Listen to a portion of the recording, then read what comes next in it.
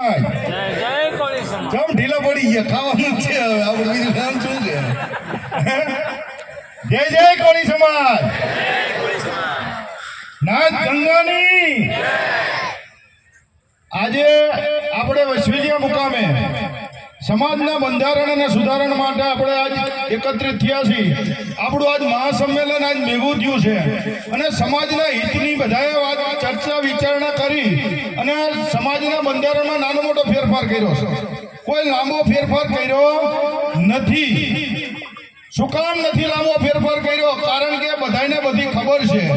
આગેવાનો બધા બંધારણ માટે બધી કોશિશ કરે છે, છતાંય ગામમાંથી નાનો મોટો પ્રશ્ન ઉભો થતો હોય છે.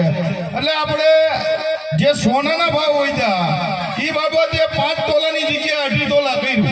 તો આ કર્યું એ બરોબર કર્યું ને? તો બધા હાથ ઊંચો કરીને ફાઇનલ મને જવાબ દો કે આ કર્યું એ બરોબર કર્યું. બોલો નાથ ગંગાની. આપણે વધારેમાં કઈ લાંબો ફેરફાર કર્યો નથી. જે ઘેરે લગ્ન કરે છે એ દુઃખની વાત છે. કારણ કે આપણે સ્વર્ગસ્થ પ્રેમજી દાદાએ બંધારણ બનાવીને આ 24 વર્ષ થયા અને 24 વર્ષથી આપણું સમૂહ લગ્ન ગામો ગામ ચાલે છે. અને હું આખા ગુજરાતમાં જાઉં છું તો આખા આપણા 48 સમાજની વાહવાહી કેટલી થાય છે એની કોઈ સીમા નહીં કે તમે 24 વર્ષથી અખંડ તમે સમૂહ લગ્ન ગામે ગામે કરો એટલે ધન્યવાદને પાત્ર છે. આ બધું ફળ કોને જાય છે? આ સમાજના આગેવાનો જાય છે, આ માતાઓને જાય છે, આપણી બહેનોને જાય છે. આ સમાજના જે કંઈ અત્યારે સમાજની હિતની વાત થઈ રહી છે, સમાજને ફાયદાની વાત થઈ રહી છે. બંધારણ ચલાવવું એ આપણા હક અને ફરજમાં જેટલી આવતી વસ્તુ આવે છે ને એથી વિશેષ છે. બંધારણથી આપણને મોટો ફાયદો શું થયો છે એ બધા જાણો છો. બધા મોટો ફાયદો એક જ થયો છે કે આપણી જમીન, આપણી માતા, આપણી ધરતી અત્યારે આપણી જોડે છે. આપણી દીકરીને પારકા ઘેરે મોકલવી અને પછી ચિઠ્ઠી લખીને હારે હારે મોકલવી. હે બેનો માતાઓ, તમે તો શક્તિનો અવતાર છો. તમારી દીકરી શક્તિ જ કહેવાય. શક્તિને આપણે કોઈ દિવસ વેચાય નહીં. આપણે કન્યાનું દાન દેવાય, કન્યાને કોઈ દિવસ વેચાય નહીં. આપણી દીકરીને આપણા એના ઘરે મોકલવા માટે આપણે કાગળિયાની ચિઠ્ઠી લખીને મોકલી દઈશું કે આટલા તોલા સોનું લાવજો. સોનાના ભાવ અતિ વધતા જાય છે અને હજી જેમ વર્ષ જાય છે એમ વધવાના જ છે. એટલે સમાજને દિવાળીથી ચિંતા હતી કે હવે લગ્ન કરવા આ બધી ચિઠ્ઠીઓ ચાલુ થઈ ગઈ તો પરિસ્થિતિ વિકટ થાય છે. હું મારી માતાઓને બહેનોને બે હાથ જોડીને સમાજને વિનંતી કરું છું કે સોનાથી વેચીને જમીન નહીં ખરીદાય. જમીન વેચીને તમે સોનું લો તો એ કામનું શું? જો જમીન આપણી જે માતા આપણી જે રોજગારીની તકો છે એ જ આપણે પૂરી કરી દઈશું તો આપણી ભવિષ્યની પેઢીનું શું? એટલે મહેરબાની કરીને બે હાથ જોડીને વિનંતી કરું છું. અને આ વિનંતી એટલા માટે કરું છું, અત્યારે આપણી જોડે જમીન છે ને એટલે આપણે અત્યારે ગમે માણાવીને બુએ તમારે જોતું હોય લઈ જઈજો. તમારે જે જોઈએ અમે આપવા તૈયાર છીએ. પણ જેથી આપણી જોડે નહીં હોય ને તેથી આપણને કોઈ મીઠું પણ જોગશે નહીં. એટલે મારી માતાઓ બહેનોને કહું છું, આપણી દીકરીને જમીન રહેવા દેવી છે કે નથી રહેવા દેવી? રહેવા દેવી છે કે નથી રહેવા દેવી? રહેવા દેવી હાથ ઊંચો કરો. આપણી દીકરીને જમીન રહેવા દેવી હોય તો ચિઠ્ઠી બંધ કરો અને બધાને કઈ કહેજો કે આપણે ચિઠ્ઠી કરવાની થતી નથી. શું કામ? આપણા વેવાઈને 2.5 તોલા હોનાનું સમાજે બંધારણ કર્યું છે એટલે એની આબરૂ ખાતર આપણો વેવાઈ 2.5 તોલા હોનું લઈને આવશે અને એ જ આપણે માન્ય રાખવાનું છે. બંધારણ પાળવું પડાવવું આ બધાની ફરજ છે. એમાં ખાસ મારી માતાઓ બહેનોને આજ હું આ 48ના પ્રમુખ તરીકે હું તમને બે હાથ જોડીને કહું છું કે તમારી દીકરીને ઘરની મહારાણી બનાવી હોય ને તો મહેરબાની કરીને ખોટા ચિઠ્ઠા લખીને કે ખોટી માંગણી કરીને કોઈ પણ વસ્તુ મંગાવશો નહીં. એનું કારણ છે આપણે દીકરીને દેવાનું હોય, આપણે દીકરીને અહીંયાથી લેવાનું ના હોય. આપણે અગાઉ ચિઠ્ઠીઓ લખીને કે ગોળ ખાઈને કે અમુક વસ્તુ બંધારણમાં આવી જ છે. રૂપિયાની કોઈ દિવસ લેવડ દેવડ કરવી જોઈએ નહીં. આપણી ગામ કમિટી આપણે આખું ગામ થઈને દીકરીને જો ફ્રી ઓફ પરણાવી દેતા હોય તો છતાંય જો આપણે ચિઠ્ઠી લખીને કે કોઈ પણ વસ્તુની માંગણી કરવી તો આપણે ભીખ માંગી કહેવાય. આપણે હું માંગી કહેવાય. અને આપણે જો માનધાતાના સ્વરૂપ માનતા હોય અને દીકરીના પૈસા માંગવી તો આપણે ભિખારી જ કહેવાય. તો આપણે ભિખારી બનવું છે? આપણે દીકરીના પૈસા જોઈશી નથી જોતા. આપણે આપણા સમાજને ભલું કરવા માટે, આપણા સમાજનું સારું કરવા માટે આ બંધારણ બનાવ્યું છે. એટલે હું તમને સૌને બંધારણ ઉપર ભાર મૂકું છું. મારે પ્રમુખ બન્યા 1 વર્ષ થયો છે અને મને 2 વર્ષ માટે પ્રમુખ બનાવ્યો છે. એટલે હજી 1 વર્ષ હું સમાજ માટે મારી બનતી કોશિશ અને આખી 48 ને ભેગા લઈને નહીં, ગામે ગામની કમિટીને કહીશું કે ગામ કમિટી મેઇન કમિટી છે. તમે ગામનું બંધારણ તમારે જ ધ્યાન રાખવાનું છે. 48 તમારી સાથે છે અને સાથે રહેવાની છે. પણ ગામનું કોઈ પણ બંધારણ તોડે, ચમરબંધી હોય તો એને છોડશો નહીં. એને ગામ બહાર મૂકી દેવાનો છે. જે બંધારણ તોડે ને એને કુટુંબ બહાર મૂકો, એને ગામ બહાર મૂકો. અને ન માને તો પછી અમે આખી 48 થાય અને તમને ગામ બહાર મૂકશું. અને પછી તમે ન કહેતા કે પ્રમુખે આવો કડક નિયમ શું કામ કર્યો એમ. હું મારા હિત માટે કે મારા ફાયદા માટે હું સમાજને ગેરમાર્ગે દોરતો નથી. તો હું આજે એક સમાજને ભૂખ લાગી છે પણ 5 મિનિટ હવે જો આ જે ધ્યેય માટે ભેગા થયા છીએ એ મારે કેવું જોઈએ કે ના કેવું જોઈએ? કેવું જોઈએ કે ના કેવું જોઈએ? જો હું તમને સાચું નહીં કહું તો પછી બીજી ક્યાંથી આપણે આશા રાખશું? તો તમે મને જે પાઘડી આપી છે એ આખી 48 ની પાઘડી છે, મારી પર્સનલ પાઘડી નથી. એટલે આ પાઘડી આપણી છે અને હું પાઘડીના હેઠે ઊભો છું, પાઘડી મારા ઉપર છે. એટલે પાઘડીની આબરૂ તમારા હાથમાં છે. આ પાઘડીની આબરૂ તમારા હાથમાં છે.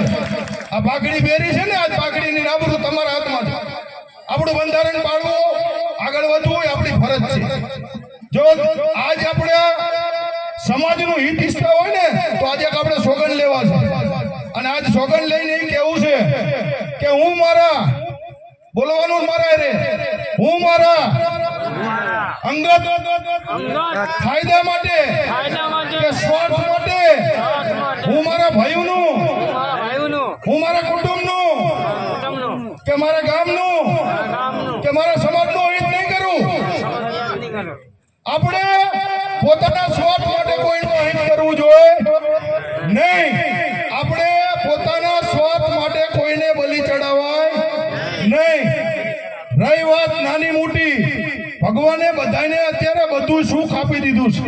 આ દેખાય છે મને, આ 4 વ્હીલના થપ્પા, મોટરસાઇકલના થપ્પા, આમ જોવો ને.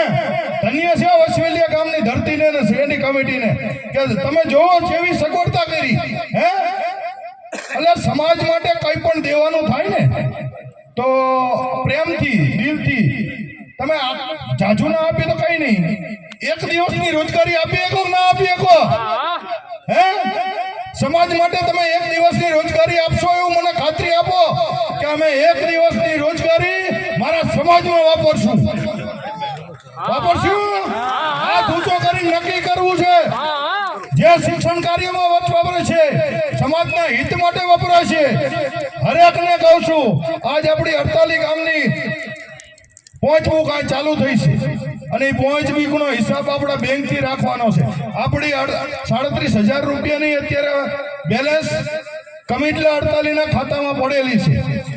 અને એની કોઈ પણ તમારે હિસાબ થવો જોઈએ. દર વર્ષે હિસાબ મળી જશે અને એ પણ રેગ્યુલર મળશે. એટલે દેવામાં કોઈ પાછળવારી કરતા નહીં. રહી વાત સમાજને એક ખાસ સંદેશો, પ્રેમજી દાદા કઈ ગયા હતા અને હજી આપણે ઈ ધોરત ચાલુ રાખ્યું છે કે સમૂહ લગ્ન કરશો તો ગામને ફાયદો છે, સમાજને ફાયદો છે. અને હકીકત આપણે અત્યાર સુધી જો જમીન ન વેચાણી હોય ને, વેચાઈ જઈ છે અત્યારે બધાને ખબર છે, પણ 20% જ વેચાણી છે. હજી 70 થી 75 થી 80% જમીન આપણી પાસે છે. મહેરબાની કરીને હું તમને બે હાથ જોડીને કહું છું કે આમાંથી 1 વીઘો હવે ઓછી નથી કરવાની. અને મારે તો એ પણ લાવવું છે, જે જમીન વેચે એનો 2 લાખ દંડ કરવો છે. બોલા સમજો? હા પાડો. જે જમીન વેચે એને 2 લાખ દંડ ઠોકવો છે અને એ સમાજમાં લેવો. દુકાન જમીન વેચવી જોઈએ. આપણી માં છે, આપણે માને વેચાય. આપણા જમીનને આપણી માં છે, આપણી ધરતી માતા. આપણે 1 બિયારણ નાખી આપણે 1000 ગણું કરીને આપે છે. આપણે એમાં ખારો વાવી તો મીઠું થાય, તલ વાવી તો તલ થાય, ઘઉં વાવી તો ઘઉં થાય, ચણા વાવી તો ચણા થાય. તો ધરતી માતાને ધન્ય છે. આપણે જે વાવી આપણને 1000 ગણું કરીને આપે છે. અને ભવિષ્યમાં જેની પાસે જમીન હશે ને એ ભવિષ્યનો રાજા છે, રાજા. ખરેખર બોલું છું. આ ભવિષ્યવાણી લખવી તો લખી લીજો. વસવેલિયાની ધરતી ઉપરથી બોલું છું.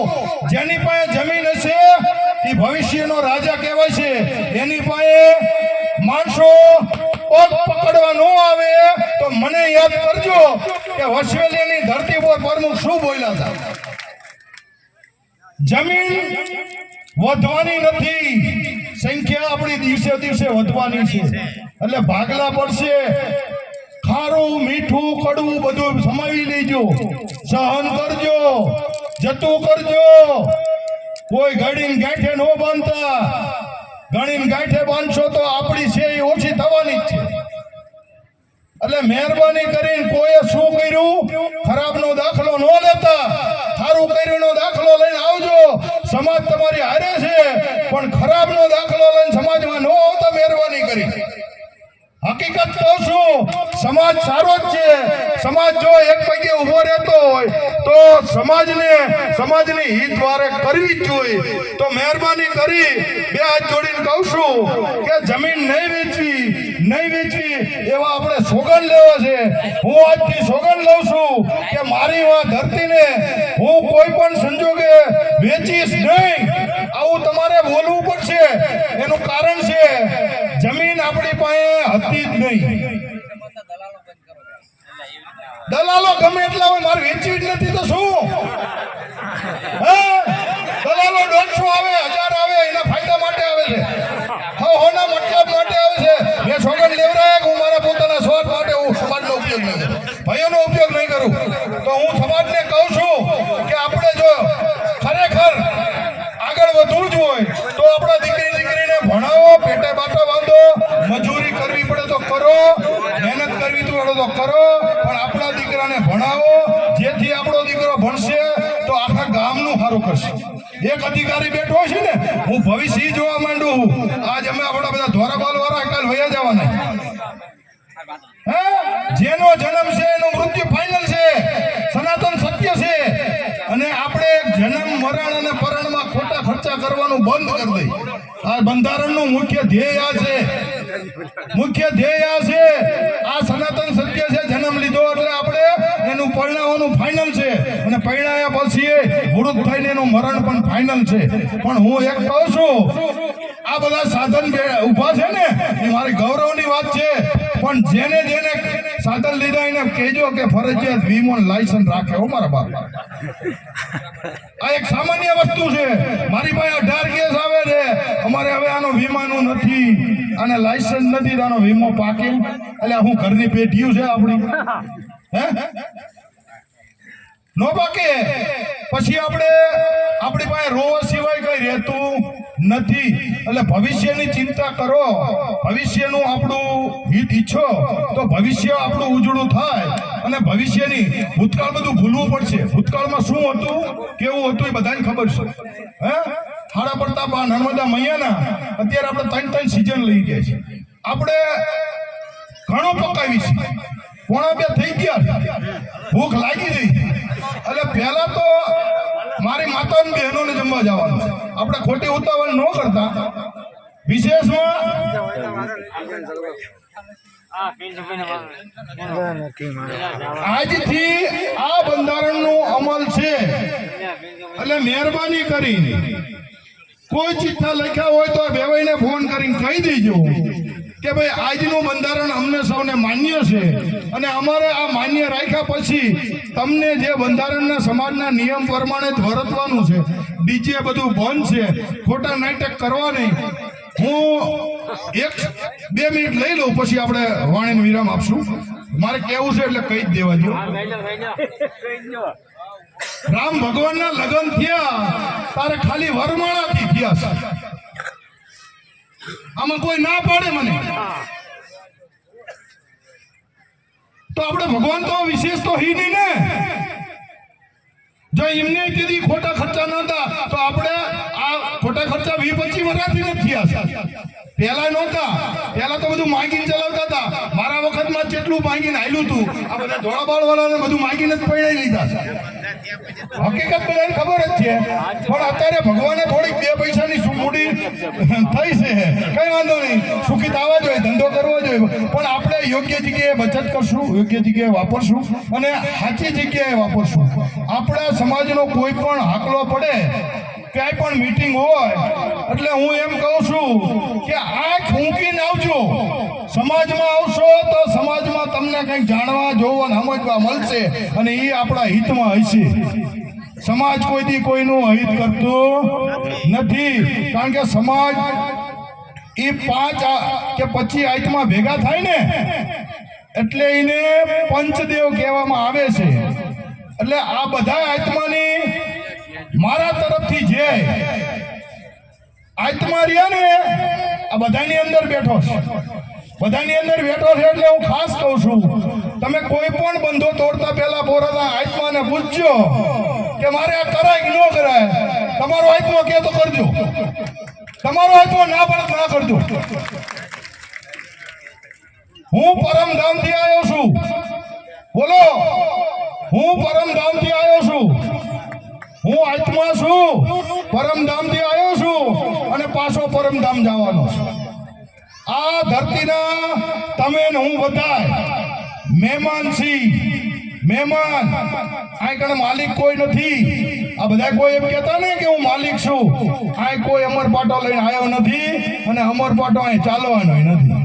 ભગવાન રામને જવું પડ્યું, કૃષ્ણને જવું પડ્યું તો તમારી મારી શું ઓકાત છે? એટલે આપણે જવાનું ફાઇનલ છે. આપણને બધાને પાત્ર ભજવવાનો આ ટાઈમ મૂક્યા છે. આપણે સારામાં સારું પાત્ર ભજવી, સમાજનું હિત કરી, પોતાના દીકરા દીકરીનું હિત કરી, સમાજથી આપણે ઉજળા સમાજ છે તો આપણે સી એવું આપણે માનવાનું. આપણે સીધો સમાજ નથી એવું નહીં બોલવાનું.